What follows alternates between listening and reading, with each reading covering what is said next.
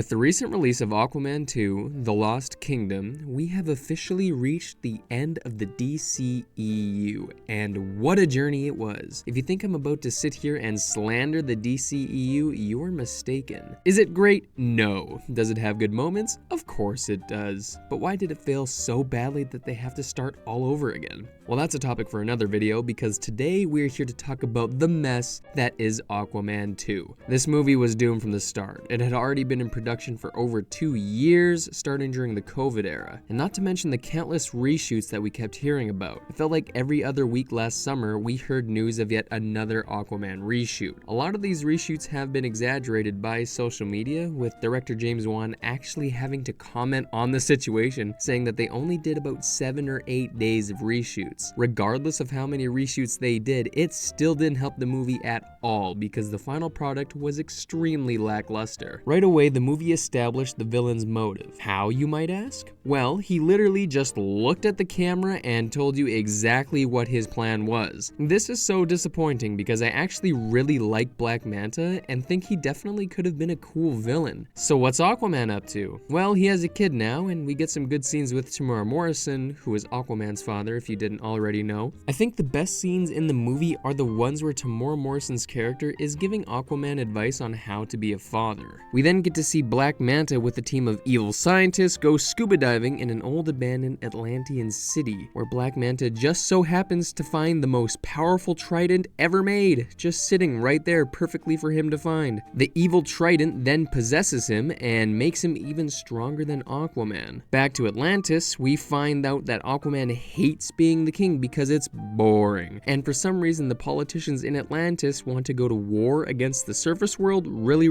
badly. Back to Black Manta, he is now using his possessed knowledge of the seas to steal this ancient fuel called orichalcum, which is supposed to be the super fuel that pollutes the world's atmosphere whenever you use it. So Black Manta goes to steal from the big vault of it in Atlantis, but he gets caught and manages to escape, of course, because his ship has a giant sound cannon that hurts Atlanteans, I guess. Now, everyone knows that Black Manta is stealing the orichalcum, but nobody knows what he's up to or where he is. So what did they do, you might ask? Well, remember Ocean Master from the first movie? Yeah, Aquaman's brother who tried to kill him in the first film and keep the throne for himself. Well, obviously, he knows what to do, even though he's been in prison this entire time and literally knows nothing more than Aquaman or the council at Atlantis. So of course they gotta break him out of prison. Is it illegal? Yes. Do we need him? Nope. So why even do this? Normally I'd be more upset than I am, and the only reason I'm not is purely because Patrick Wilson absolutely killed this role. He knew what to do and he did it perfectly. If anything, I think he should be Aquaman instead of Jason Momoa. Back at the evil ship, Black Manta is talking to himself, and he's actually talking to King Kordax, if you didn't know. He is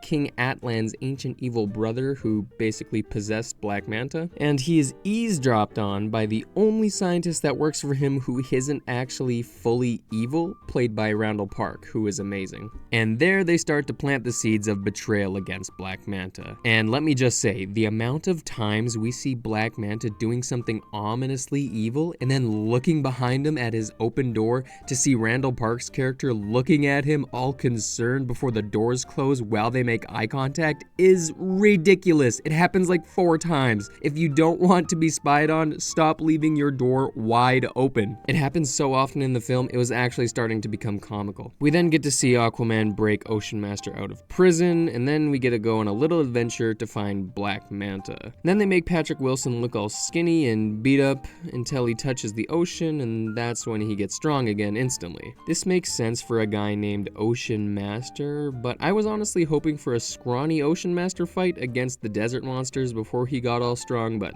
oh well. Aquaman finds Black Manta's hideout, where it turns out he has just been burning the orichalcum in a furnace. He wasn't even using it for anything productive. He was just burning it. He's doing it to heat up the atmosphere, and nobody knows why. Well, good thing Black Manta's here to explain it directly to the camera again. Basically, way back in the ancient days, King Kordax, who is King Atlan's evil brother, also Aquaman and Ocean Master's great uncle, well, he turned evil, you see, and King Atlan stopped him by turning his whole evil kingdom into ice for some reason, and only the blood of King Atlan's family can break the spell and thaw the ice freeing King Kordax. But only King Kordax himself is bound by magic. The rest of his evil army is just frozen in regular old ice, I guess. This is why Black Manta wants to heat up the environment, so he can thaw the army of King Kordax. And after a brief fight with Aquaman, Black Manta manages to escape again, and guess where he's going? Well, remember that baby that Aquaman had at the very beginning? That's right, Black Manta's going to kidnap the baby and use its blood to free Kordax. So naturally, finding Aquaman's house is super easy for Black Manta to find. It almost makes you wonder why he didn't show up earlier. Oh well. He then stabs Aquaman's dad and steals the kid. And even when I was watching the movie, I knew they weren't going to kill Aquaman's dad, played by Tamora Morrison. So of course he survives this fatal wound. Black Manta then goes to Antarctica, seemingly where the evil frozen kingdom is, to free King Kordax with the blood of Aquababy. Yep, that's what I'm calling him now. Aquababy. He has a name, it's Aquababy. Don't worry though, because Aquaman and Ocean Master are right on his tail. They even brought 8 or 9 fighters with them. Yes, the entire fate of Atlantis is threatened, and they sent in 9 fighters to fight the undead army.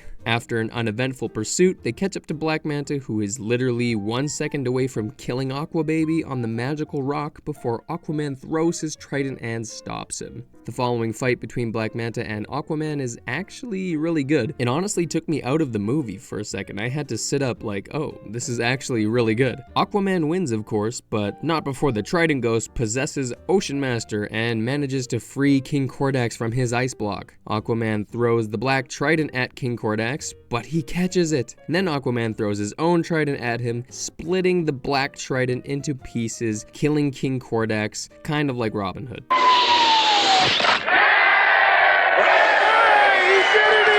This whole movie is spent building up this big evil character just for him to be finished 10 seconds after he gets free. One thing I did like, however, was how Black Manta was literally hanging on for dear life over this cliff edge because the whole castle was falling apart, and Aquaman reached out his hand to save him, but instead of taking it, Black Manta let go of the cliff and seemingly fell to his death. I actually really like this. His hate for Aquaman is so strong that he would rather die than join him. Sadly, we won't ever know if he comes back or not because the DCEU is now over. But it's just really refreshing to get a villain who is just evil through and through. And then for the movie's big finisher, Aquaman reveals Atlantis to the surface world and they join the United Nations. Everyone is happy, nothing changed, and the stakes were non-existent. And the end. Goodbye Aquaman, goodbye DCEU. Overall, this might be the weakest DC movie that came out in 2023, and that's saying a lot considering we got Shazam 2 and The Flash in the same year. Not to mention they refused to cut Amber Heard's scenes from the film. Granted, she had very little to do with the plot, but if that's the case, then why not just cut her out entirely? In conclusion, Warner Brothers churned out yet another perfectly average and predictable comic book movie.